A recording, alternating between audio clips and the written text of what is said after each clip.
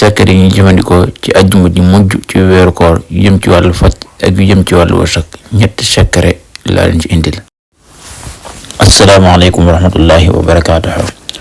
mbokk yi topp duñu bàyyi xel ñu ngi leen nuyu bu baax di leen ziara jox nag tey jii day jotaay bu am solo lool ci secret yi ma leen di baaxee mu ñetti secret yi nga xam ni mën nañ ko def ci àjjuma ji mujj ci weeru koor muy tey jii. kon maa ngi sàkku ci ñëpp ñu partage ko mbokki donga daara yëpp nga ñu mën cee jëriñu wallahi yéen ji mooy ñëpp jëriñu ci insha allahu taala. kon secret bi njëkk mooy faidatu min mujarrabati salihin ñu ngi ko jële ci téere bi ñu xam mujarrabati salihin muy téere bu siiw ci borom xam-xam yi ñu ne ay képp ko bind def ko ci kalpem def kayo xaalisam insha allah suñu borom dina ko bëri lu wërsëg. kon mi ngi nii ñu koy bindee duñu yaatal ndax dañu bañ vidéo bi gudd ñu bëgg ñëpp mën cee jëriñu. da ngay bind bismillahi rahmaani rahim al-ghaniyu al-aziz daal di bind in taqulullaha qawlan hasanan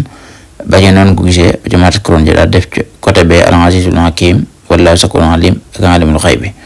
nga warale ko comme ni ñu ko bindee rek lii nga teg ko ci sa def ko ay xaalis sa kalbe wala fi ngay def xaay insha allah suñ moom dana yaatal sa wërsëg. kon na ngeen ko jëriñoo bu baax a baax insha allah.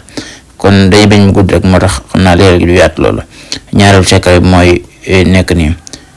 ci bis bu mujj ci àjjuma ji mujj ci weeru koor nga bind ci sordu jumaa ba'da kulli aaya nga def ci wa masalli Suleymaana junuudahu mina jinni wal insi wa tawaffahum yusaxun. mbokk yi lii càngaay la loo xam ni bépp aajo insha allahu taala da koy faj aajo bu ci waay mën yéene rek insha allah mën na ko.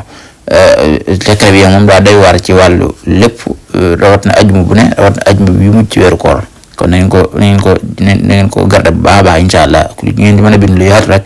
ndax jëpp aajo lay faj ku ci mën a boole bu dee wàllu wërsëg itam juróom-ñaari suuf xam yu bokk incha allahu taala.